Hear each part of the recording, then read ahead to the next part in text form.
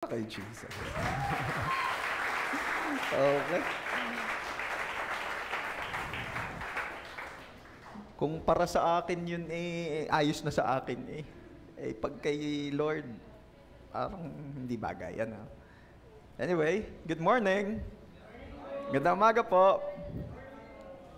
Sabihin mo nga dyan sa katabi mo, good morning. Baka kanina pa kayong magkasama pero hindi mo pa nababate. Ayan. Okay. Sabihin mo nga dyan sa katabi mo, partner, ako ay masaya dahil andito ka today. Ayun. Yung iba hanggang ngayon nasa outingan pa, mag-iisang buwan na. Okay. Marami pong mga matatagumpay na tao sa Bible. At sino po rito yung gusto mong makabilang ka sa mga blessed or matagumpay na tao? Sino rito yung gusto makaranas ng success in life? Gusto mong maging successful? Okay. At isa po sa mga matagumpay na tao sa Bible ay si Joseph the Dreamer. Yan. Hindi po si Joseph de Lejero ha. Yan ay matagumpay, pero wala yan sa Bible. Si Joseph the Dreamer po ay anak ni Jacob. Ayan. At siya po kahit nung bata pa ay highly favored na. Nakaka-experience na siya ng grabing favor. Bakit? Paboritong anak ba naman? Sino po rito ang paboritong anak? O sino rito yung may kapatid ka, nakita mo, paborito siya? Diba? Parang lahat na lamang ay kanya, ano? Lahat na lamang laging kanya ang pabor, ano? Pati hugasin kanya. Pabor ba talaga yun, pastor? Okay. Pero alam nyo ba na bago naging matagumpay si Joseph the Dreamer, ay marami siyang mga pagsubok na dinaanan. Maybe some of you here familiar sa story ni Joseph the Dreamer. Aba nga naman, si Joseph the Dreamer ba naman yung ipinagbili ng mga kapatid? Diba? Nakakita na po ba kayo nang nag-post sa Shopee or Lazada, for sale, kapatid? Diba? Ito po ang, yan po ang sinaunang bersyon ng nagbenta ng kapatid. Si Joseph the Dreamer po, binenta ng mga kuya niya. Grabe. Okay? At alam niyo po, hindi agad siya naging matagumpay eh. Ang dami niyang pagsubok na pinagdaanan. At habang dumadaan po siya sa mga testing ng buhay, may mga bagay siyang ginawa upang maging matagumpay. Ayan. Sabihin mo nga, hindi maiiwasan na meron kang mga pagsubok na pagdadaanan. Okay. Hindi yan maiiwasan eh. Pero, nasa sa atin kung ano ang gagawin natin habang dumadaan tayo sa testing ng buhay that will lead us to success. Ayan. At yan po ang pag-uusapan natin today sa biyaya po ng Diyos. Ang title po ng i-share ko sa inyo ay The Powerful Actions of Joseph the Dreamer. Let's pray. Father, maraming salamat po sa biyaya na makapag-Sunday service. Ito po'y biyaya. Hindi po lahat ay nabiyayaan ng kagustuhan, ng kakayanan, ng desire, ng availability, maging yung provision, yung kasipagan, yung excitement, lahat po ito ay biyaya ninyo. Thank you so much, Lord. We ask forgiveness sa aming mga pagkukulang, sa aming mga kalabisan, sa aming mga kasalanan. Forgive us, O God, and cleanse us with your most precious blood, O Lord Jesus. Salamat po sa biyaya ng forgiveness. We receive it in Jesus' name. Salamat po, Lord Jesus, kasi kayo po ang aming righteousness. This morning, Lord, we pray na ang pagtuturo nyo po ang aming maranasan. And as we talk about the life of Joseph the Dreamer, we pray na kami man din po'y mabiyayaan ng mga actions na nagawa niya sa biyaya mo. Thank you so much, Father. We are declaring your complete victory alone and the defeat of the enemy in Jesus' name. At wala pong ibang mahayag, mataas, makilala at maparangalan, kundi ang tanging pangalan nyo lang po, Lord Jesus. Salamat po, Ama. We dedicate to you this day. We dedicate to you this Sunday service. Be blessed, O Lord. This is our prayer in Jesus' name. Amen. The best pong palakpak para kay Jesus. Sabi ko nga po sa inyo kanina, may mga pinagdaanan si Joseph. Hindi instant ang tagumpay. Sabihin mo nga, hindi instant ang tagumpay. Marami po kasing tao ngayon, they're praying to be successful in life, but they are not willing, they are not ready na humarap at dumaan sa mga pagsubok ng buhay. Magharap ka ng napaka-successful na tao sa akin, at yung taong yung iniharap mo sa akin na hindi lang siya basta successful, kundi marami siyang pinagdaanan. Diba? Laging ganun. Walang instant success. Kaya once again, if you are praying and asking the Lord to be successful in life, dapat handa ka ring humarap sa mga hamon ng buhay. At sabi nga, nasa Diyos ang awa, nasa tao ang gawa. Kaya naniniwala po ako na bagamat ang biyaya po ng Diyos ay masagana kay Joseph the Dreamer, pero kung hindi siya umakto ng ayon, in line sa gusto ng Diyos na mangyari sa kanyang buhay, hindi rin siya magiging successful. Kagaya rin po natin. Sino po ang naniniwala dito na ang biyaya ni Lord sa iyo ay sagana and more than enough pa? Diba? Yes. Laging masagana ang biyaya ni Lord para sa atin at sobra-sobra pa. Diba? Bago po ako magpatuloy, gusto ko munang batiin ang Nay Baby na nandito na uli. Hello po, Inay. Yan. Isa sa aking mga inspirasyon. At yan po ay napaka-bless yan si Nay Baby dahil yan ay pabalik-balik na lamang. Abroad, Pinas, napaka-bless. Okay? Yung iba nagpe-pray pa lamang na nawa naman makaranas, makaalis ng bansa. Nawa naman ay yung aking passport, nakaka-renew ko pa lamang, ay bago naman sana ma-expired ng 10 years, ay makaranas naman makapag-abroad. Diba? Pero ang Nay Baby ay nakakailang balik-balik na. Anong tawag doon? Sobrang bless. Sabihin mo nga, ako din, malapit na din akong makapag-abroad. Pastor, ayoko pong mag-abroad, ayoko pong mag-work doon. Pwede naman pasyal. Sino rito yung kung ayaw mo mag-work abroad ay gusto mong pumasyal? Bah, kasarap kaya. Ang target namin ngayong year na ito ay Thailand. Sawadika. Di ba? At bigla akong nagkaroon ng desire na mag-Korea. I don't know. Pero yun ang isa sa dinidesire ko, and the next is Japan. Bakit? Because we are destined for greater things. Okay? Kaya patuloy ka lamang mangarap dahil ikaw ay blessed. But once again, ang biyaya ng Diyos ay masagana, pero kailangan mo itong aktuhan. Kailangan mong sabayan ng gawa. Hindi po pwedeng, ang Diyos naman ay masagana, bibiyayaan niya ako ng success kahit ako'y nakatulala. Bibiyayaan niya ako ng success kahit wala akong ginagawa. It will not happen. Okay? Ano po yung mga bagay na ginawa ni Joseph the Dreamer that leads him to success? Number 1, Joseph resisted temptation. Kung gusto mong maging successful, unang-una talaga dapat nating i-work out ay yung ating holiness. Okay? Hindi po holiness yung lagi ka nalang huli. Yung iba kasi akala holiness, lagi nalang huli. Late sa school, late sa trabaho, pati pa naman sa Sunday, late pa rin. Hindi po yan. Ang ibig ko lang po sabihin ay, napakahirap i-promote ng taong may problema pa rin sa kasalanan. Pastor, possible po ba na ang tao ay hindi na magkasala? Maybe yan yung question ninyo. The answer is no. As long as we're living in this sinful world, as long as our spirit is dwelling in this sinful flesh, lagi ka pa rin magkakasala. Kaya nga ang sabi ni Paul, may mga bagay akong gustong gawin na mabuti pero hindi ko magawa. At kung ano yung mga ayaw kong gawin dahil alam kong masama yun ang patuloy kong nagagawa. Yun ang sinabi ni Paul. Kaya nga sabi niya sa kanyang conclusion, kaya nga't nakita ko na wala akong maiipagmalaki.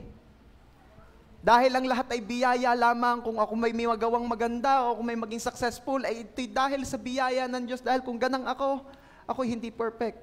Things like that. We need to resist temptation kasi ito po ang number 1 na hadlang sa success. Yung magkasala. Okay? The next question is, naiiwasan po ba ang magkasala? Yes. Kasi po yung temptation o tukso, yun ang hindi mo maiiwasan. Kasi everywhere may temptation. Sa church nga may temptation. Tumingin ka dyan sa katabi mo. Diba? Nakakatuksong sa bunutan. Bakit? Galit ka? Hindi. Minsan, wala lang. Diba? Lalo pag medyo may pagkamaldita ka talaga by nature, parang hinila mo yung buhok, tapos tatawa ka. Diba? O kaya yung medyo hirap na hirap ka mag-ayos ng buhok mo, tapos makikita mo si Brother Joseph, ang ganda-ganda ng buhok, tapos sabi mo, kakainis. Diba? Temptation is everywhere. And every time, may temptation. But it's always up to us if we will resist it or not. Ano ba ang bilin ng Bible diyan? In 1 Peter chapter 5 verses 8 and 9, tulungan niyo po ako magbasa. 1, 2, 3, go. Magpakatino kayo. Okay, closing prayer na. Ayos na yan, magpakatino kayo. Tapos na, yun lang naman. At tuloy natin. Magpakatino kayo. Magbantay kayo. Tulungan niyo ko. Ang dyablo na inyong kaaway ay tulad ng liyong gumagala at umuungal na humahanap ng kanyang malalapa. Siya'y labanan ninyo, maging matatag sa inyong pananampalataya. Ano po ang mahigpit na bilin ng author ng 2 Peter? At marami pong naniniwala na si Peter mismo ang author niyan. Ang sabi riyan, magpakatino daw tayo. Sabihin mo nga sa katabi mo, magtino daw tayo. Alam ko na habang sinasabi mo yan sa katabi mo, natatawa na kayo sa isa't isa dahil may mga naaalala kayong ginawa ninyong hindi matino.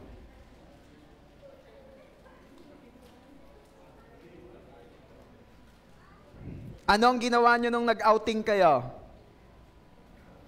Huwag nyo na pong itanong, pastor, na ihingi ko na po ng sorry kay Lord. Very good. Pag humihingi ng sorry, ibig sabihin hindi na uulitin. Ang tukso po ay dala ng kaaway. Huwag mong sasabihin at huwag kang maniniwala sa kaisipan na ang temptation ay galing kay Lord para subukan ka. Ni minsan ay hindi po nanukso ang Diyos. Huwag mong sabihin na, eto na naman, tinutukso na naman ako, sinusubok ako ni Lord. Hindi po kailanman magpapadala ng tukso si Lord. Ay saan po galing ang tukso? Sa demonyo. Ay bakit po inalaw ni Lord? Para subukan ka. Okay? Para ikaw ay mapatibay. Para ikaw ay matuto to resist. At alam nyo bang may rewards yan? Hindi lamang po yung kapag nabili ka sa hypermarket at ikinaskas yung iyong smack ay merong reward. Every temptation o tuksong dadating sa buhay mong na mapagtagumpayan mo at mapaglabanan mo, may rewards yan. Okay. Yan po ay, ang temptation po ay laging gumagala at pwedeng kahit saan ay present. Ano ang sabi ng verse? Siya daw ay umuungal. Ang dyablo na inyong kaaway ay tulad ng leyong gumagala at umuungal. Ano ba ibig sabihin ng umuungal? Gumagawa ng sounds. Nagpapapansin. Kumukuha ng atensyon.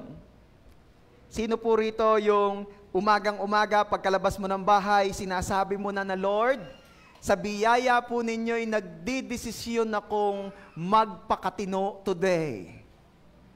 At paglabas mo ng bahay, iyon na. Naku po, ano ko naman yung nagkakasala na agad ako. Gusto ko magpakabait Pero ang mundo ay parang ayaw makisama, tama ba?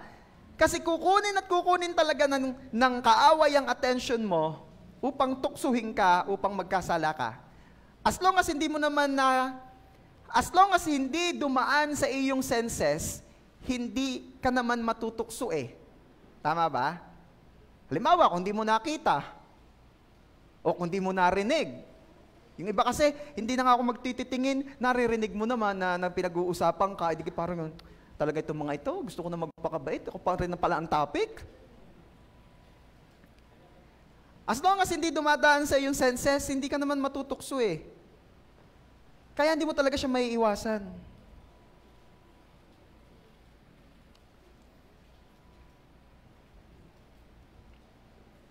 Kailangang labanan, hindi ang tukso, kundi ang sinful nature natin. Yan. Alam nyo ba, na ang bilin po pala sa atin ng Lord sa Bible, ay hindi labanan ang tukso, kundi iwasan. Bakit?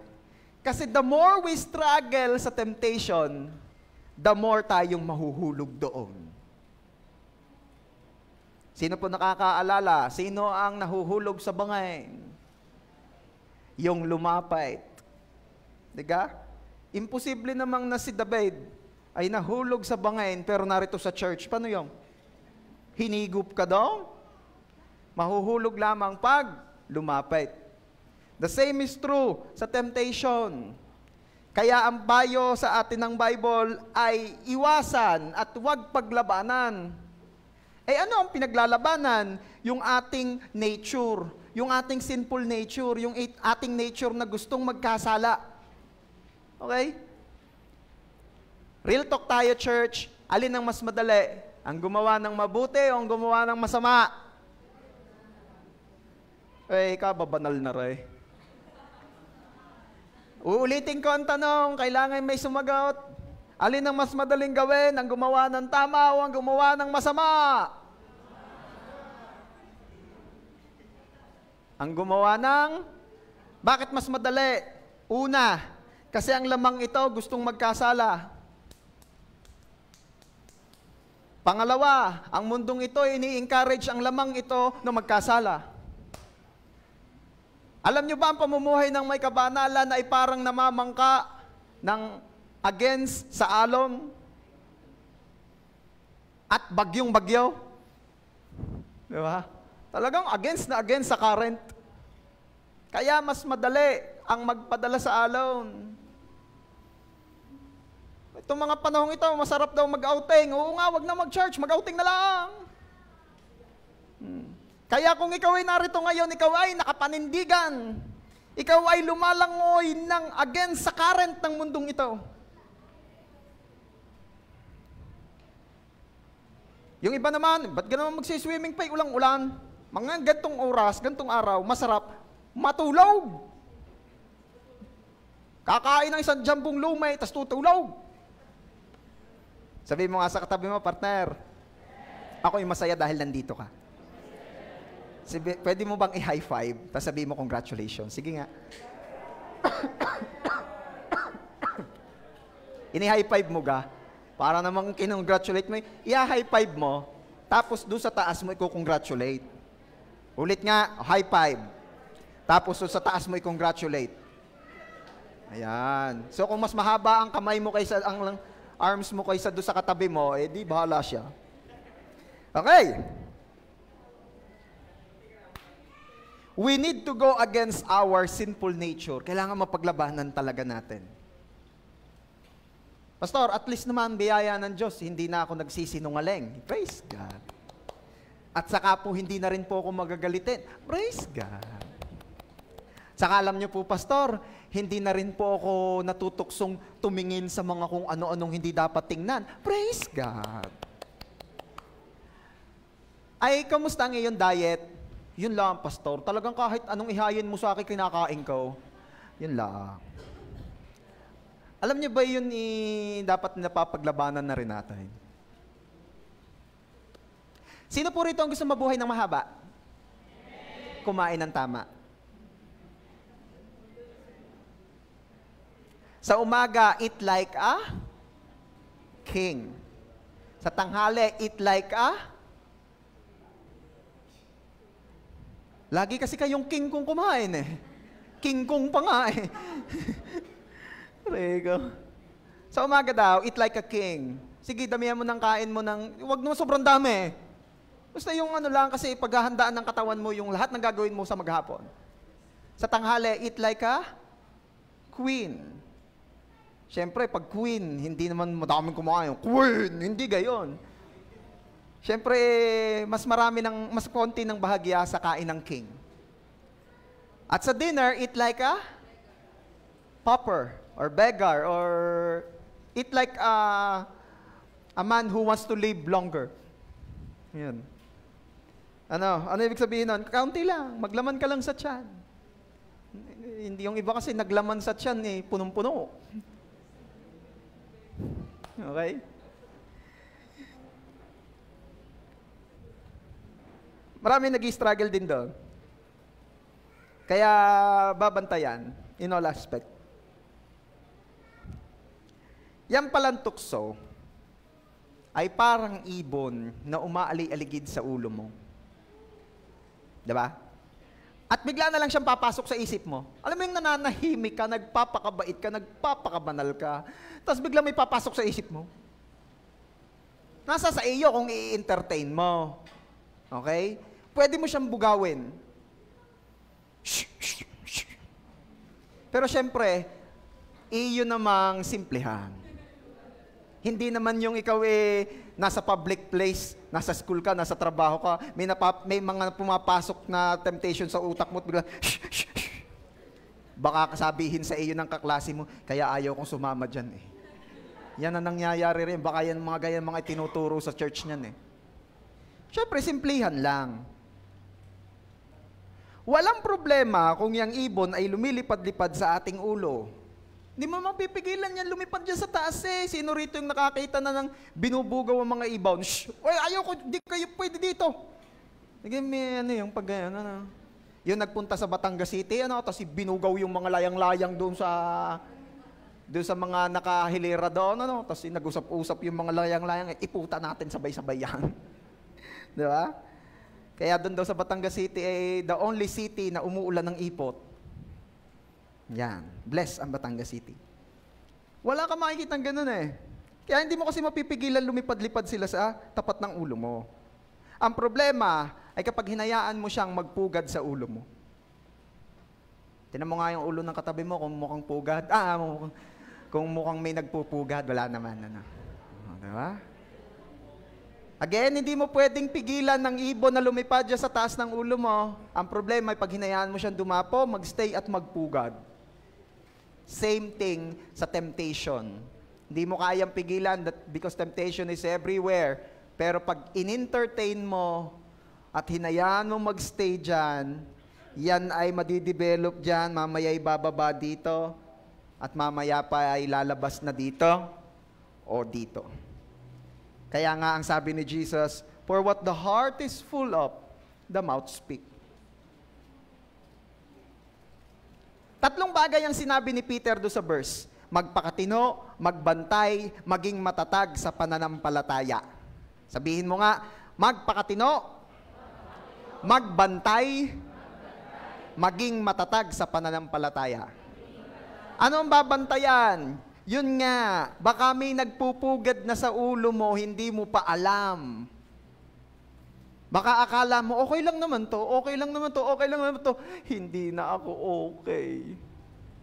Hello? What else? Maging matatag sa pananampalataya. I-work out talaga natin yung mga bagay that will lead us para mas maging full of faith tayo. Ano ba yung mga bagay na yon? Your prayer life. Kumusta ang prayer life natin? Nakakapag-pray pa ba tayo? What else? Yung ating daily feeding ng Word. Diba? Kailan ba tayo na-feed ng Word ni Lord? Every Sunday na lang ba? May feeding ka ba on other days? Are you doing your devotion? When was the last time that you opened your Bible app? Kung wala kang Bible na tunay, yung Bible app mo, kumusta? Ano po yun? Wala palang Bible app, hindi alam. When was the last time that you opened your Bible app? When was the last time that you checked what is the verse for today? When was the last time that you asked the Lord, Lord, kausapin niyo nga po ako, gusto ko po ng encouragement from you. Yan ay work out, ha? Okay. Paano nagtagumpay si Joseph laban sa tukso? Ito po kasi isang pangyayari kay Joseph. In Genesis chapter 39, verses 7 to 10. Basahin natin. Pagkatapos ng mga bagay na ito, tinitigan si Jose ng asawa ng kanyang Panginoon at sinabi, sipingan mo ako. Oh, higpit na rin. Ari po kasing asawa ng bossing ni Joseph the Dreamer. Kasi ito po kasi ang nangyari. Si Joseph the Dreamer po ay paboritong anak ni Jacob. Pastor, bakit naman may favoritism? Nangyayari talaga yan. Kahit nung unang panahon pa. Okay? Pero ito po kasi ang history. Si Jacob po kasi ay na-in love kay... Sino ang asawa ni Jacob? Sorry, pero dalawa asawa ni Jacob eh. Dati kasi inaalaw pa yon. Sino ang asawa ni Jacob? Magkapatid po yon. Sino ang kalab team ni Jungkook? Tingnan nyo, kilala nyo. Sabi ko sa inyo eh. Tinutokso nyo ko eh. Okay. Ang asawa po ni Jacob ay si Leah at si Rachel. Ayan. Si Rachel po talaga ang love ni Jacob. Ayan. Kaya lang, nung una niyang pagpapakasal, nilinlang siya ng biyanan niya. Ang napakasal sa kanya, si Leah. Kasi panganay. Ngayon, kung gusto daw mapangasawa ni Jacob si Rachel, sabi nung biyanan, magtrabaho ka uli sa akin. Kaya nangyari, nagkadalwa ang asawa. Yon. Dahil mahal talaga ni Jacob ay si Rachel. Yung unang-unang naging anak ni Jacob kay Rachel ay si Joseph. Gets nyo na? Kaya hindi nyo masisisi na paborito niya si Joseph. Actually, dalawa po ang naging anak niya kay Rachel. Ang sumunod po ay si Benjamin. Ayan. Okay. At dahil paboritong anak po si Joseph the Dreamer, nainggit po ang mga kapatid. Pinag-initan at pinalabas na napatay ng mga mababangis na hayop. Pero ang totoo, hindi naman talaga napatay, ipinagbili nila sa slave traders. Dati po kasi may namimili ng katulong, may namimili ng alipin.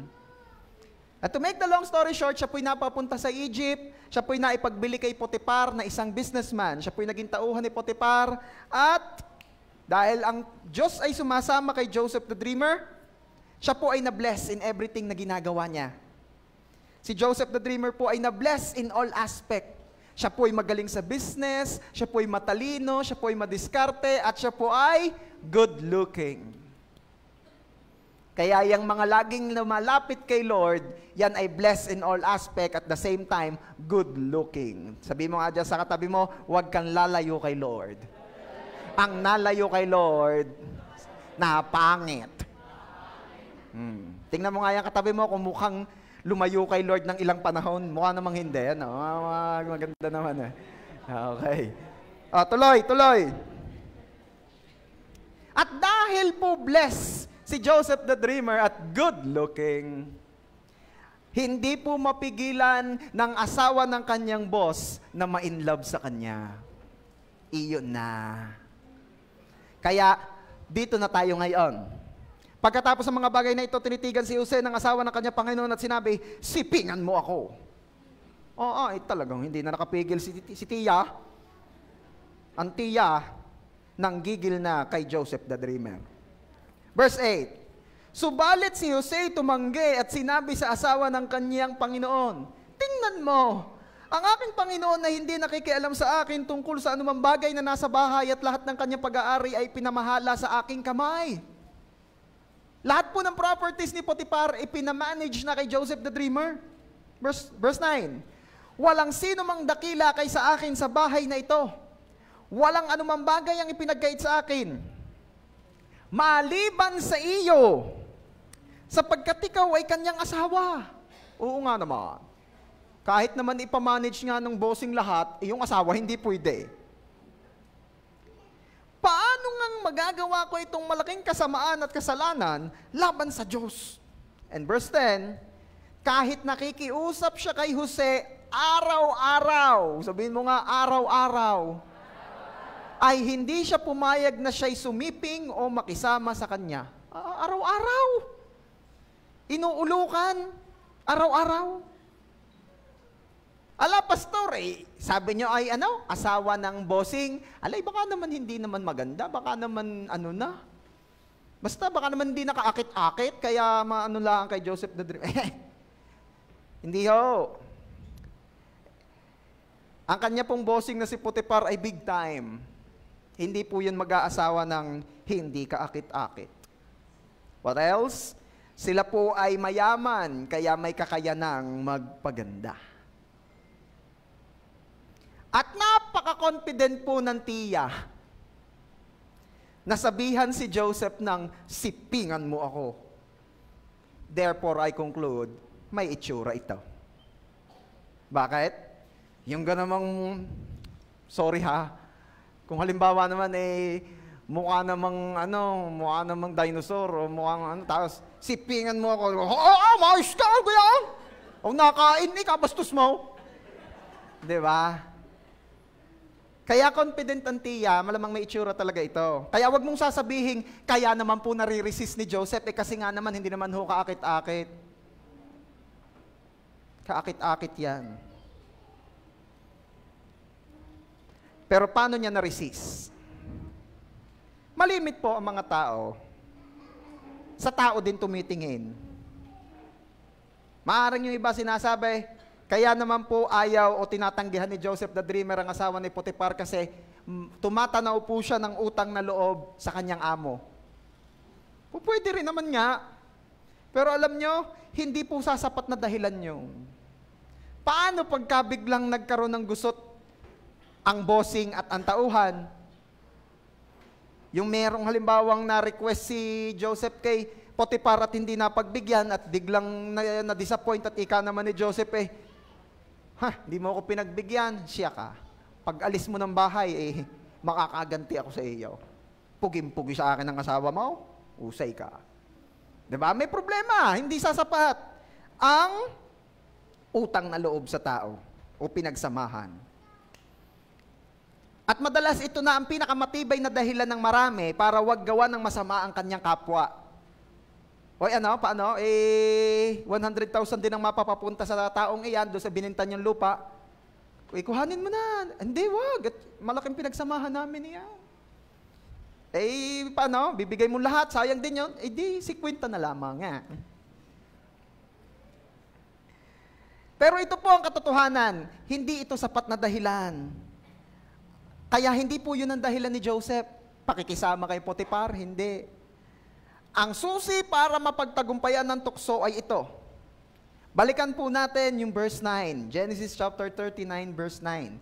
Sabi riyan, walang sino mang dakila kay sa akin sa bahay na ito. Wala namang anumang bagay ang ipinagkait sa akin, maliban sa iyo sapagkat ikaw ay kanyang asawa. Kung utang na loob o pakikisama po kay Potiphar ang dahilan ni Joseph the Dreamer para hindi gumawa ng isang kasalanan sa asawa ng kanyang bossing, sana ito ang sinabi niya. Paano ngang magagawa ko itong malaking kasamaan at kasalanan laban kay Potiphar? Pero makikita po ninyo na hindi yun ang sinabi niya. Ano ang sinabi ni Joseph? Paano ngang magagawa ko itong malaking kasamaan at kasalanan laban sa Diyos? Direkta na agad. Huwag mo nang isipin kung mga anumang pinagsamahan ng tao o utang na loob o kabutihan. Direkta na agad sa Diyos. Para hindi ka na makagawa o matuksong magkasala, isipin mo agad kung sino ang direct na ma-offend sa kasalanan. Okay? Sige na, medyo anuhin mo na yan. Dayain mo na ang hatian ng pira, hindi naman mag-iisip ang iyong ina. Hindi ka naman paghihinalaan ng kapatid mo. Diba?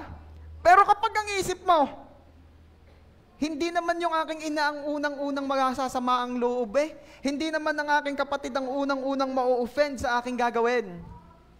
Ang unang-unang ma-offend ay si Lord. Kaya agad, yun ang isipin mo, and believe me, bibiyayaan kanyang makaiwas, bibiyayaan kanyang mapagtagumpayan ang tukso. Nakaya po ni Joseph na mapagtagumpayan ng tukso araw-araw. Ano ba ang sabi doon sa verse 10? Araw-araw ay pinakikiusapan si Joseph nung asawa ng bossing niya. Katindi. Everyday kasi iniisip niya ay hindi si Potiphar. Ang iniisip po ni Joseph the dreamer everyday ay si Lord. Sabihin mo nga sa katabi mo, ang iisipin ko everyday ay si Lord. Kahirap eh. Kahirap magkasala ng ang iniisip mo everyday ay si Lord. Tama ba? Tama ba? Yung mga tipong pagbaba nung katabi mo sa jeep nalaglag yung wallet, nakita mo ikakapal, at dinampot mo agad at sabi mo ay, thank you Lord, talaga namang ikaw Diyos na nagpo-provide.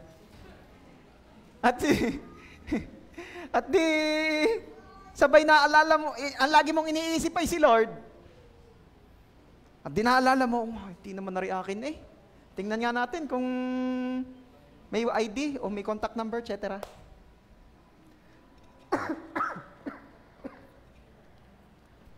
Everyday isipin mo, kasama mo si Lord. Everyday isipin natin, naka-holding hands natin si Lord. Sabihin mo nga, ka-holding hands ko si Lord everyday. Kaya pagka-holding hands mo si Lord everyday, pwede ba yung, Lord, tayo muna din sa pagbibigyan ko lang ang mga pinsan, isa lang naman. Diga? Pwede ba yun? O kaya, tayo muna din ni Lord. Ano lang ako, hihipak lang ako. Tayo muna din ni Lord, manonood tayo ng mga gagambang nagsasaputan at mga sawang naglilingkisan. Tayo muna din ni Lord. At sarado ang bahay ng aking pinsan, pero kadaming chinilas, tayo din ni Lord. May pinapanood sila din tayo makikinood din Hindi mo mahihila si Lord sa gayon. So, lagi natin isipin ka-holding hands natin si God. Okay.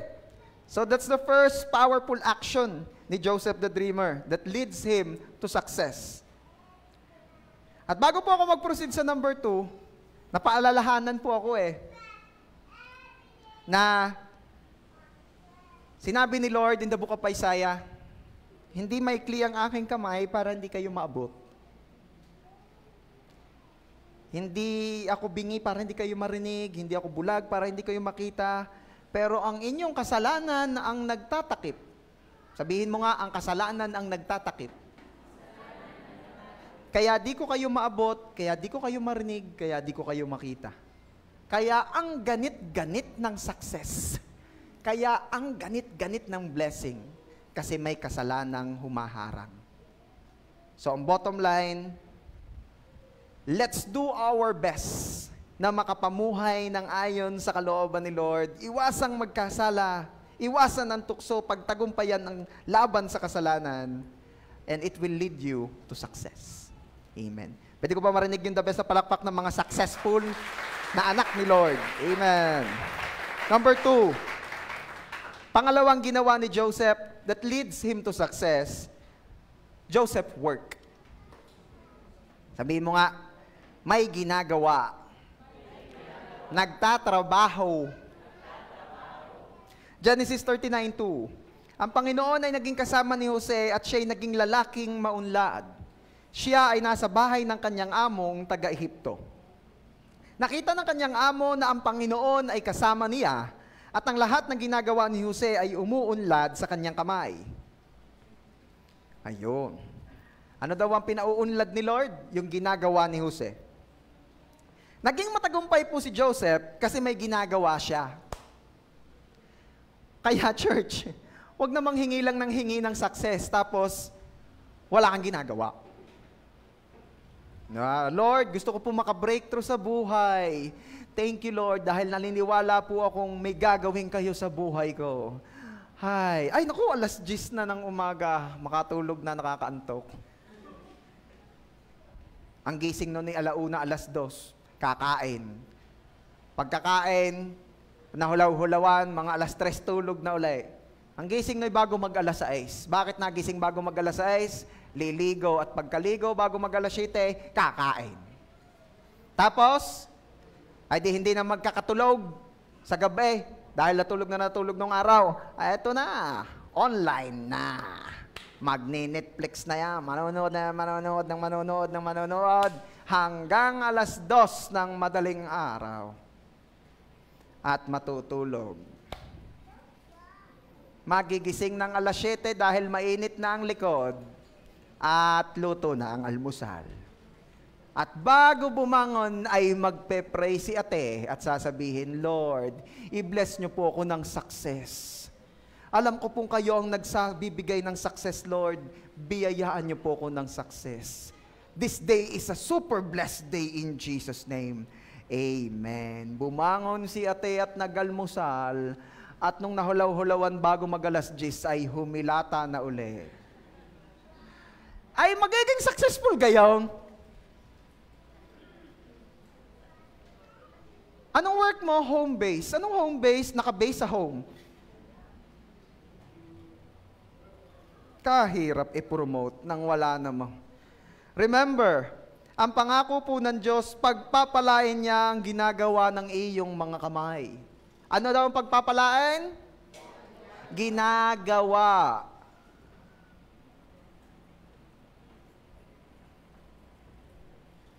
Pagpapalain tayo ni Lord kung may pwede siyang pagpalain sa iyo.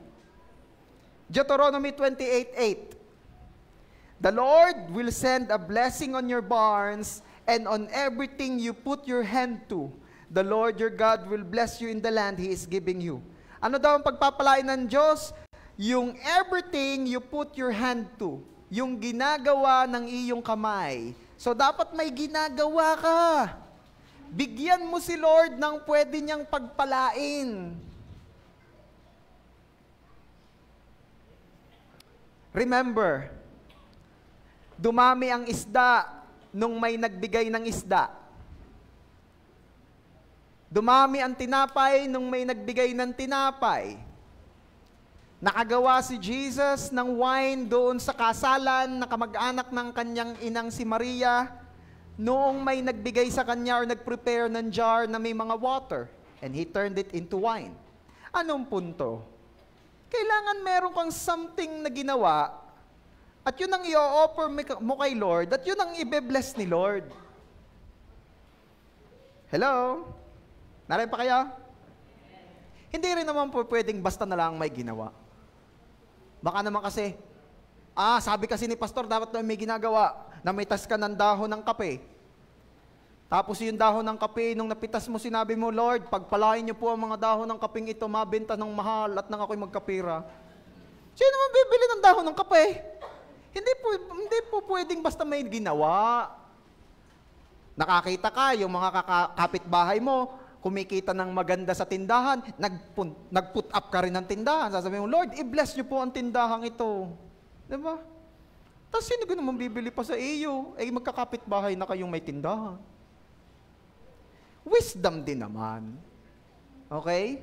Hindi rin basta may ginawa lamang. Yung iba, may ginagawa naman ako, pastor, ba't hindi pa rin ako bine-bless? Pag-isipan din naman. Hello? Kaya dapat meron kang pwedeng gawin o ibigay. Dapat may ginagawa ka na pwedeng i-bless ni Lord. Walang promotion ang walang ginagawa. Yan gahong tambay, itataas ang ranggo.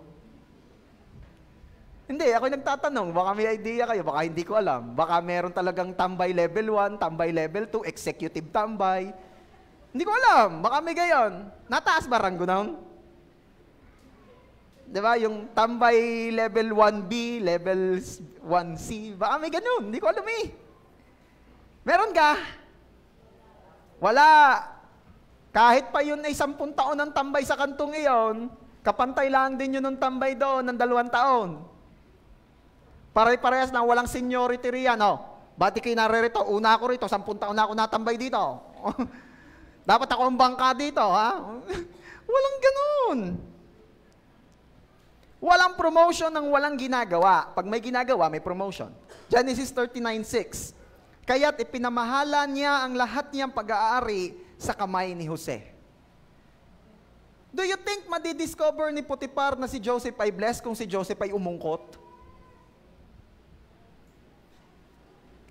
Bakit na-discover ni Potiphar na si Joseph ay blessed? Kasi siya ay may ginagawa. Nakita ang potential. Alam niyo po, church, ang dami-dami rito may mga hidden potentials. Sino po naniniwala dito na lahat nilagyan ni Lord ng design para ikaw ay umunlad at yumaman? Meron yan eh. Ang problema, hindi lahat mina-maximize yung hidden potential na binigay ni Lord sa kanila, nananatiling hidden. Diba? Hindi porket maraming nagkakapera sa pagbablog, magbablogger ka na din. Hindi lahat nilikhang vlogger. Aba, ay kumikita na sa pagdidesign ng mga t-shirt. Ay tapos nakita yun, may nagbablog, nag-vlogger na rin. Aba, hindi ka naman. Hello? Hindi lahat vlogger. Sabi mo nga dyan sa katabi mo, partner. Oo nga't may nagkakapera sa pagbablog. Pero hindi lahat talaga ay vlogger. Diba? Anong i-content mo? Yung iba'y mema na lang eh. Please don't get me wrong, I have nothing against vlogging. Please lang naman, make sure naman na yung content mo ay content talaga. Okay. Hindi pwedeng basta masipag. Yan ha? Dapat may sistema. Ang dami kong kilalang masipag, pero bakit kaya hanggang ngayon, hindi pa rin nakaka-breakthrough sa buhay? Kasi masipag lang. Period. Pero kung masipag at may sistema, may maayos na sistemang una, syempre, may relationship kay Lord. Alam naman natin that promotion doesn't come from your sipag, it comes from the Lord. Di ba? At may relationship na una kay Lord. Pangalawa, may maayos na sistema. Hindi sapat na you work hard, you need to work smart. Kumikita naman, pero ba't parang walang napupundar? Baka naman ubus-ubus. Baka naman hindi marunong mag-save. Or baka naman they are living beyond their means. Ano ibig sabihin nun? Lampas ang gastos sa kayang kitain. So may sweldo ng 400, gumagastos na 600. Paano ka pa makaka-breakthrough niyan sa finances? Dapat ay mas less lagi ang gastos natin sa ating income. So may sweldo ng 500, gumagastos ng 1,000. Kaya hindi pa dumadating yung susunod na sweldo, negative na. Aray. Sabi mo sa katabi mo, ilag tayo. Hindi pa sumasweldo, umu-order na ng umu-order sa Lazada, sa Shopee. Sisweldo naman. Sisweldo nga, may sisweldohin pa ga. Bibigyan naman ako ni mama ng allowance. So nga, nakaraan, walang pasok. Walang allowance. Matatalino na rin ho mga magulang ngayon. Alam ko kailan holiday, kaya kaltas na sa baon. Aasahan mo, yung walang pasok, pang 5 days. 4 days lang ang pasok, may 1 day na. Ay, pang 4 days lang ang binigay. Bakit po lang? Walang pasok. Marunong na rin sila. Genesis 39:22, ipinamahala ng bantay sa bilangguan sa pangangalaga ni Jose ang lahat ng mga bilanggo na nasa bilangguan. At anumang ginagawa nila roon ay siya ang gumagawa. Ayun. O pastor, ba't nasa bilangguan na po si Joseph the Dreamer? Balik tayo sa story. Dahil hindi po niya pinagbibigyan yung asawa ni Potiphar, binaligtad po nung asawa ni Potiphar ang pangyayari. One time, sinabi ng asawa ni Potiphar, sipingan mo ako at ayaw pa rin ni Joseph. Kaya ang ginawa ng asawa, hinablot yung damit ni Joseph. Sabihin mo nga, hinablot ang damit ni Joseph. Siyempre si Joseph naman, nagtatakbo. Mapapahamak ako sa ginagawa mo. At nagsisigaw ang asawa ni Potiphar. Ano ang isinigaw? Anong sunog? Rape! Rape! Ganda mo. Ayaw nga sa iyo. At dumating nga mga magliligtas. At sinabi, ano po madam ang nangyari? Yang si Joseph, walang utang na loob yan. Pinagsamantalahan ako. Kung nga ang laging may gusto, sabihin mo, pinagsamantalahan. Ito ang kapiraso ng kanyang damit. Patunay na ako ay pinagsamantalahan niya. Siyempre, pagdating ni Potiphar, oh, babes, what happened? Sabi nung asawa, yung pinagkatiwalaan mo, nilapastangan ng beauty ni Atech. Sabi ni Potiphar, talaga? Anong ginawa niya sa'yo? Pinagsamantalahan ako. Muntik na kiss. Sabi ni Potiphar, patawag niya si Joseph. Walang utang na loob yan. Sabi ni Joseph the Dreamer, bossing, let me explain. Walang explain. Yung asawa ko, pinagsamantalahan mo, grabe ka. Itapon niya sa kulungan. Kaya po napakulong si Joseph sa kasalanang di naman niya ginawa. Sabi nung nasa likod, kaya pala humaba po ang buhok. Matagal po pala sa kulungan. Hindi yan. Si Joseph de Leher yan. Si Joseph the Dreamer pinag-uusapan natin. Long hair na talaga yan. Okay? Kaya po siya napapunta sa kulungan. Pero alam niyo po, kahit siya'y nasa kulungan na, may ginagawa pa rin siya. Hindi siya tumambay. Anong ginagawa niya? Nakita natin doon sa verse, ano? Siya ang namamahala sa kulungan. Imagine ninyo ito si Joseph the Dreamer, talagang hindi mo mapapatambay eh. Kapatid, pag may pinagdadaanan tayo, keep on doing something that is fruitful. Kahit meron tayong testing in life, may pinagdadaanan, may problema, huwag kang tatambay. Huwag kang magmumukmuk. Lalo mo lang maaalala, maha-highlight yung problema eh. Do something na productive. Okay? Do something na may katuturan. Bakit? Kasi hindi naman siya pag-iwas sa katotohanan o pag-iwas sa problema. Ito po yung pagdadivert at hindi pag-aaksaya ng energy. Kasi madedrain ka sa pamumroblema when we can do something else na productive naman pala. Nakukuha niya ako?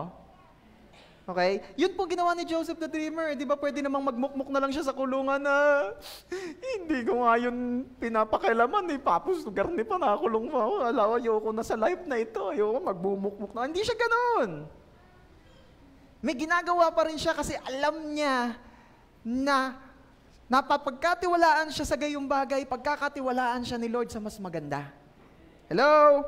Sabihin mo nga, kahit ako ay may problema, kahit ako ay may pinagdadaanan, hindi ako magmumukmuk na lamang.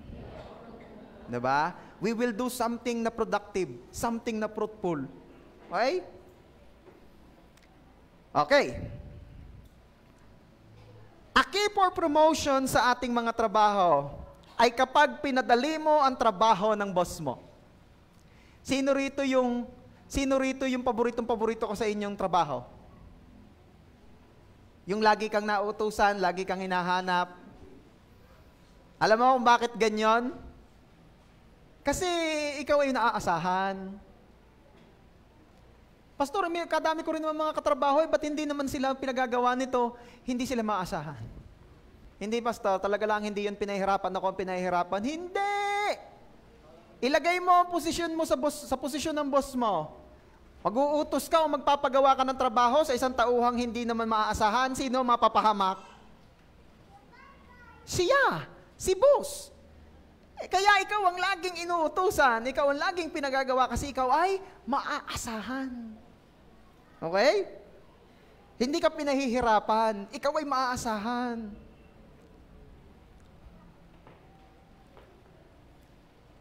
At alam nyo bang key for promotion yan kapag pinapadali mo ang trabaho ng boss mo? Key for promotion yan.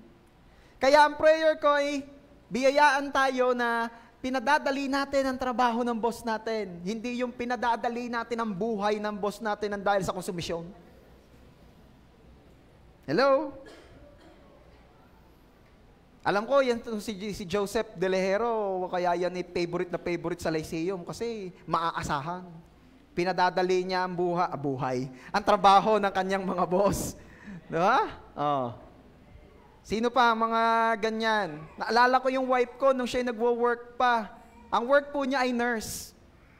Pero kapag wala pong i-check up or pasyente, yan po dahil ang nagkukwento sa akin yung boss niya. Yan daw ho ay makikita ninyo ay nagpupunas ng mga iba-ibabaw, nagwawalis. Na pag tinanong mo ang katwiran lang naman niya ay naiinip, kaysa daw siya ay mabagot, naiinip daw siya. Pero marami akong kilalang empleyado na kahit naiinip na, hindi ganyan na ginagawa. Anong ginagawa, pastor? Nagpe-Facebook. Nag-i-insta. Diba? Oh, naglalaro. Nagpapalamig. Tapos magrereklamo pa. Sana daw ang office ay, ang aircon ay yung pang tao, hindi pang karne. Ay di hinaan ng aircon. Alam nyo, nung nakita ko may nakita akong ganung post, isa ang naisip ko, iba agad ang isip ko eh. Ang isip ko ay alam ko na. Ako'y magdadala ng maraming kape. At tapos ako'y magtitimpla. Ay di amoy na amoy yun down. Huy, pahingi. Anong pahingi? Bilihin mo. Business opportunity yun. Pag gayong malamig, naalala ko nung college ako eh. Nasa faculty room po kasi ako naka-assign. Ako po yung working student. Ang lamig. Ang daming professor sa loob. Timpla ako ng kape. Hindi pa ako nagkakape. Nagtimpla ako ng kape for a purpose. Maamoy nila. At nung umamoy na, sabi ng mga prof, bango nun na. Kanina yan? Sir, meron din eh. Pahingi ako. Wala na pong libre ngayon, sir. Ay, paano yun? Ay, wala. Ay, sige, pabili ako. Ay, saan ko nagtitimplahin yan? Ayoko naman din sa tumbler, mag-aamoy kape are. May cup po ako, sir. Siya pa, pabili. Tapos, nilagay yung kape, tas, meron doong, meron po kami doong, ang tawag doon? Water dispenser. Sabi sa akin ng isang engineer, napakatalino talaga nitong si Ralpha. Ay talagang may tubig naman na din eh. Ang binayaran namin sa iyo, kape at saka kape. Ayun, di may income ako. Tuloy. Yung iba, pinadadali ang buhay ng boss sa konsumisyon. Naku naman. Kaya ang prayer ko sa lahat na nag-iempleyo, ikaw ay pagpapala sa iyong working place. Ang sabi ko? Ano sabi ko? Sa lahat ng empleyado, ikaw ay pagpapala sa iyong working place. Amen. Hindi ikaw sakit ng ulo. Ikaw ay blessing. Okay? So once again, if you want to be successful in life, do something. Huwag tatambay-tambay lang. Okay. Number 3. Joseph served. Joseph served. Anong Joseph served? Si Jose po ay naglingkod. Okay? Genesis 44. Si Jose ay inatasan ng kapitan ng bantay na mamahala sa kanila at siya ay kanyang pinaglingkuran. Sila ay nasa bilangguan ng maraming araw. Alam niyo po, kahit siya po ay inutusan na mamahala, nakita niyo mamahala. Inatasan ng kapitan ng bantay na mamahala. Ano ang ginawa ni Joseph? Namahala lang ba? Hindi siya basta namahala. At nakalagay dyan, at sila'y kanyang pinaglingkuran. Minsan kasi yun ang hindi natin nauunawaan. Yung iba nagiging boss, masyadong boss. Pero ito po talaga ang kailangan. Servant leader. There's a big difference between a boss and a servant leader. A boss is just a boss. Pero ang servant leader po is someone who leads and at the same time, serve. Rare na po ngayon ang gustong tumulong. Sa totoo lang. Rare na po. Bihirang-bihira na po ang gustong maglingkod. Alam nyo ba nung nasa kulungan si Joseph, sa halip na maging bossy siya, na-imagine ko kasi kung modern counterpart church, ngayon sa kulungan, pag ikaw ay pinapaboran ng mga warden, ano ang mangyayari sa iyo? Ikaw ay pinamamahala doon, anong tawag sa iyo? Ikaw ay mayor. At syempre, napapanood nyo naman sa mga movies, no? Ang mayor, boss.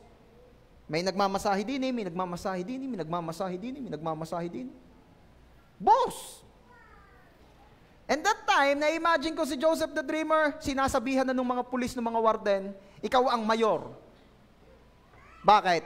Malaki yan, malamang, malaking tao yan, maganda ang katawan niya, matipuno. Ikaw ang mayor diyan.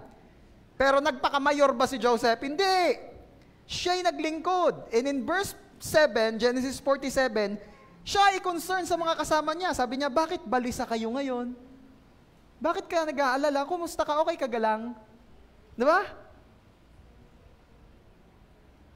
Very rare po yung mga boss na ganyan. Sino rito yung nalapitan ng boss mo at sinabi ng iyong boss ay, kumusta ka? Okay ka galang? Ba't parang ikaw ay malungkot ngayon? Wala, hindi ko nga ho nakikita yung boss ko. Basta ang alam ko lang ho, pag dumating yon, kailangan may ginagawa kami. Bihira yung ganyan, ano? But look at Joseph. Siya ay concerned, always ready and willing to help. And I pray na maging kagaya rin niya tayo. Always willing and ready to help. When was the last time that we offered help sa ating katrabaho? When was the last time that we offered help sa ating kasama sa bahay? O kanya-kanya tayo? Nakakalungkot po yung ganon. Yung nasa loob ng isang bahay pero kanya-kanya, parang walang pakialaman. Parang problema mo yan. Labas na ako dyan. Ano mo gayan, kapatid? Pero kanya-kanya kami. Kanya-kanyang laba, kanya-kanyang hugas, kanya-kanya. Sa lahat ay kanya-kanya. Magkakaano ka kayo? Magkakapatid. Talaga? Magkakaipilido kayo? Oo. Magkakapamilya kami. Pero kanya-kanya. Okay. May mga bagay naman na dapat talaga ay maging responsible ka. At may mga bagay naman na you need to share. Okay? Most especially yung burden. Mamaya, galit na galit ka doon sa kapatid mo. Yung pala may problema na, hindi mo alam. Bakit? Because you don't care. Galit ka lang kasi nakikita mo, hindi kumikilos, lagi nakahilata, cellphone lang na cellphone. Baka stress yan, baka depress. May stress pa yun, wala nang ginagawa. Kaya nga baka hindi gumagawa. Baka stress, baka depress. Kumustahin mo? Maglingkod ka. Be ready to help always. Sabihin mo nga dyan sa katabi mo, kumusta ka? Yeah. Seryoso. Baka kasi kung sino pa yung kapatid mo o kasama mo lagi, siya pa yung hindi ka makapag-open up. At malaking bagay na you are offering help. Kasi yung iba kaya hindi makapagsabi, mukha ka kasing hindi willing to help. Baka mukha kang hindi willing to help, kaya hindi makapagsabi. Kaya kung mag-o-offer ka naman at sasabihin mo, oy, ano, kumusta ka? Ayos naman. Yung totoo, may kitahimik hindi ka naman gayaan. Ano kang may tulong ko sa iyo? Ayun! Nagbubukas ka na ng pintuan. Sinasabi mo, magsabi ka lang ha, ako'y willing to help. Hindi yung lang, sukib na sukib. Alam niyo yung sukib na sukib? Yung makakunot lang yan. Hindi naman maliwanag. Hindi naman maaraw. Lang. Kaya yung isa, gusto namang, pwede mo ga akong tulungan. Hindi na makapagsabi ng ganyan, bakit? Ay, mukhang matapang eh. Mukhang walang pakialam, mukhang di tutulong. Come on. Gusto mong maging successful, always be willing to serve. Yan po ang mga life group leaders. Yan po ang mga gumagawa ng Great Commission, always willing to serve. Natutuwa ako kay Gloopy pagdating niya. Yan, ganyan. Dito. Ginagay niya yung life group niya. Doon daw sila uupo. Ayan. Bihira na yan, ganyan. Inaalagaan talaga yung life group. Pwede bang palakpakan natin si Lord sa buhay ni Gloopy? Yung iba kasi, sila yung magkatabi ng boyfriend. Ganun. Gloopy, tinataboy si Pitch. Doon ka! Mag-life group ka! Mag-win ka! Ang priority natin si Lord, pinagagawa ni Lord, tapos saka pa lang tayo. Yan! Ganun! Nakakatuwa Kaya wag na kayong magtaka ha. Nasa mga banda-banda riyan makita nyo na lamang super blessed yung mga life group leaders. Bakit? Ay sino ka namang uunahing i-promote ni Lord? Di yung mga gumagawa na yung pinagagawa niya. Amen? Amen ba mga life group leaders? Palakpakan natin si Lord. Okay. Pang-apat. Kaya pa ka? O ituloy na lang natin next week. 6 ito Pero sige, last na itong number 4.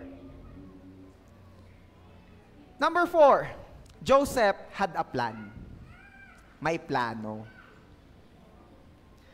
Genesis 40:14. Subalit alalahanin mo ako kapag ikaw ay mabuti na at hinihiling ko sa iyo na gumawa ka ng mabuti sa akin. At banggitin mo ako sa paraon at ako'y ilabas mo sa bahay na ito. Anong meron dyan? Si Joseph the Dreamer po kasi ay may gift ng sasabi or pagta-translate ng dreams. Sa madaling salita po, si Joseph the Dreamer po, kaya niyang i-interpret o sabihin kung ano ang ibig sabihin ng panaginip ng isang tao. Halimbawa, si John Lloyd na naginip, tumama sa waiting. Kaya niyang i-translate, sasabihin ni John Lloyd, Kuya Joseph, ako'y na naginip. Ako do'y tumama sa waiting sahod na 2, tumbok na 8. Ay malaki rin Ano kayang ibig sabihin nun? Tatama nga kaya ako sa waiting? Ako kaya tumaya sa waiting? At sasabihin naman ni Joseph the Dreamer, hindi. Hindi yun ang ibig sabihin noon. Ang ibig sabihin noon, gusto kang i-bless ni Lord. Kaya lamang ay baka ang iniisip mo ay sa paraang hindi maganda. Kaya ang ibig sabihin, huwag ka nang mag-isip ng paraang hindi maganda dahil i-bless ka ni Lord kahit di ka gumawa ng mga gayong bagay. Gayong gapo yun. Yun. Parang ganyan. Pero hindi ko naman sinasabing si John Lloyd nataya sa waiting. Hindi yan nataya sa waiting. Mabait na bata yan Mabait na bata na. Amen. Amen. Okay. Ganon siya. Kaya niyang mag-interpret ng dreams. Ngayon, may nakasama siya sa kulungan na naginip.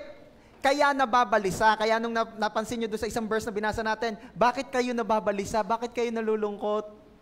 Tinanong niya yung mga kasama niya sa kulungan. Sabi nung isa, na naginip kasi ako, ganito, ganyan. Ano kayang ibig sabihin nun? In-interpret niya, sabi niya, ito ang meaning niyan. Makakalaya ka. At makakabalik ka sa service sa king, sa Pharaoh. Yun ang ibig sabihin daw. Tapos ito yung pakisuyo niya after niyang i-interpret yung dream, doon sa verse 14. Alalahanin mo ako kapag ikaw ay mabuti na at sabihin mo sa king o sa Pharaoh, banggitin mo ako, para ako'y makalaya na din. Ayun, so yun ang deal nila. Eto nangyari. Yung Pharaoh nagkakaroon ng dreams. Hindi maganda. Isa sa dream ng Pharaoh ay ito. May 7 bakang matataba. At may 7 bakang payat.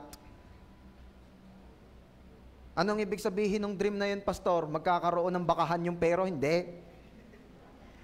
Hindi pa naman tapos yung dream Yung 7 bakang matataba, kinain nung 7 bakang payat. Talaga, Pastor? Yung baka, pag nagutom, kinakain yung kapwa baka. Dream nga yun. Ngayon, nalulungkot yung hari. Namumroblema siya. Anong ibig sabihin ng dream na yon? Sino ang makakapag-interpret ng dream ko?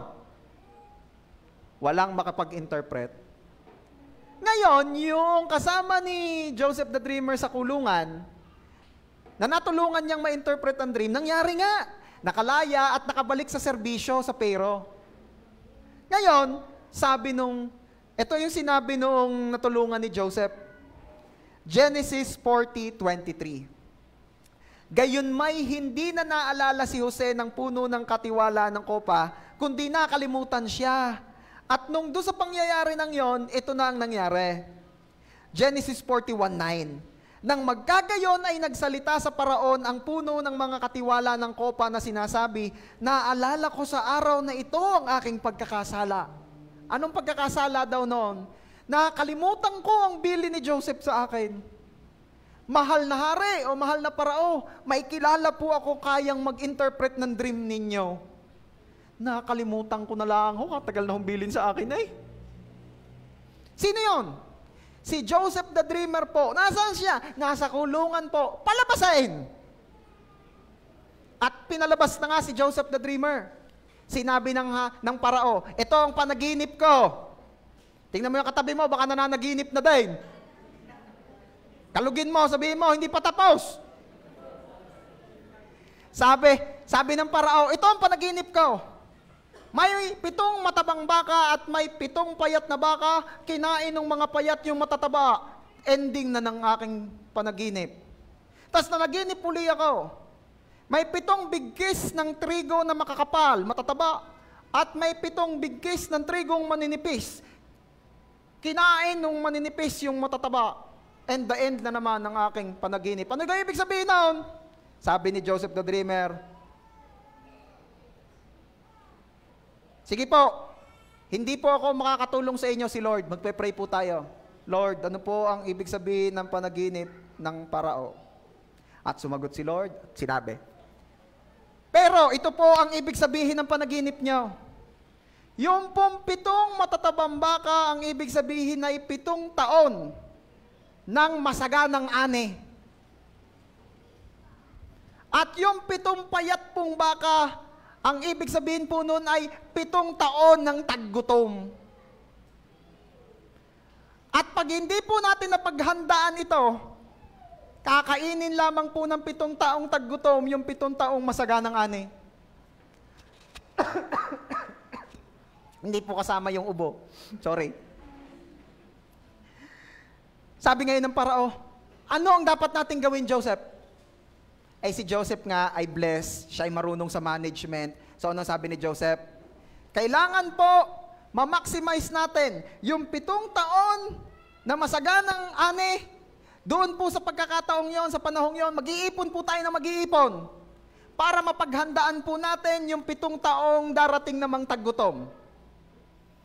Paano natin yun gagawin, Joseph? Sabi ng Pero, alam mo kung paano gagawin? Opo, sige, ikaw ang in charge diyan. Diba? Biglang na-promote. Galing. Okay. Kaya ano ang gusto kong makita ninyo dito? Church, ano ang plano ni Joseph? Pag naalaala mo, pagka nakalabas ka ha, ulitin mo ako doon sa Pero. Ay nakalimutan. Di bulalyaso ang plano. Kaya yung iba ayaw na magplano, nabibigurin lamang. Ay pag natuloy? Pag natuloy? Diba? May kilala ako, nagpaplanong mag-abroad. May kilala ako, nagpaplanong mag-abroad. Pero parang hindi nagiging ayon sa kanyang gusto ang mga nangyayari, kaya parang igini-give up na yung plano. Kapatid, don't give up that dream. Don't give up that plan. Bakit? Ano ang promise ni Lord? Bagamat nagtatagal, hindi porkit nagtatagal, hindi na mangyayari. Bagamat nagtatagal, tiyak na mangyayari. Hintayin mo ang timing. Okay? O, nangyari ba? Ayon sa plano ni Joseph, nangyari, hindi lang agad. Okay? May mga plano talaga na minsan mukhang palpak, pero minsan maaaring hinahayaan lang ng Lord na magkaganon para mas maging maganda ang result, para mas lalong mag-glorify si Lord. Bakit? Dahil tayo'y nagpaplano, pero Diyos po ang nagpapatupad. At bagamat nagtatagal, yan ay tiyak pa rin mangyayari. Okay? So, kasama pa rin ng plano, magplano. Maganda yung may pinaplano ka. Mahirap din naman yung anong pagpapalain ni Lord kung wala ka namang, anong ipatutupad ng Diyos kung walang plano. Aeroplano. Okay. Siya, next week na natin itutuloy, are. Meron pa eh. Sino po ang sa biyaya ng Diyos ay may mga natutunan sa umagang ito? Praise God. Palakpakan natin si Jesus. Church, always remember that you are destined for greater things. Maganda ang plano ng Diyos sa buhay mo, may magandang mangyayari sa buhay mo, pero hindi po pwede na aasa ka lamang sa biyaya at ikaw ay walang gagawing aksyon.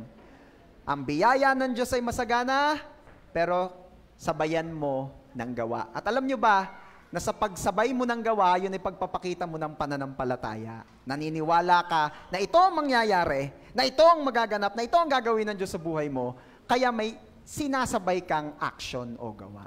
Kagaya po ng mga napag-usapan natin ginawa ni Joseph the Dreamer, tayo man din po, gawin natin ang mga bagay na ito. Tutuloy po natin next week. Amen. Praise God, palakpakan po natin si Jesus. Let's pray. Father, marami pong salamat sa biyaya na kami po ay maturuan, mapaalalahanan. We pray, O Lord, patuloy niyo po kaming ihanda sa success na gusto niyo pong iparana sa amin. Thank you, Lord, because you said in your word that you take delight in the prosperity of your servant. Naggagalak ka sa katagumpayan at kasaganahan ng iyong mga anak. Kaya naniniwala po kami, Panginoon, kalooban niyo po ito. Kalooban niyo po na kami ay sumagana. Kalooban niyo po na kami maging successful sa buhay. So we pray, O Lord, na hindi lamang po kami maging nakaasa o nakatingin lamang sa iyong biyaya, kundi aktuhan namin ang biyaya mo. Kilusan namin, may gawin kami. At kung paanong si Joseph ay nanatiling may ginagawa that leads him to success, gayon din naman po kami, naniniwala po kami, Lord, na sa biyaya mo and also as we do our best, dadalhin niyo po kami sa tiyak na katagumpayan. Salamat po, Lord, and I am declaring and claiming in the name of Jesus na ang JA1 San Jose ay church ng mga mapagtagumpay. Ang JA1 San Jose ay church ng mga taong makakaranas ng matinding success sa buhay. Ang JA1 San Jose ay church ng mga anak mo na iniintay mo at kinasasabikan mong maging matagumpay sa buhay. Salamat po, Ama, unto your hands. Dinededicate po namin ang aming mga buhay. Salamat, Lord. Confident po kami dahil mahal mo kami at ikay Diyos na mabuti. To you alone, all the glory and honor. Ito po ang aming prayer. In Jesus' name, amen. Praise God. Palakpakan po natin si Jesus. God bless you.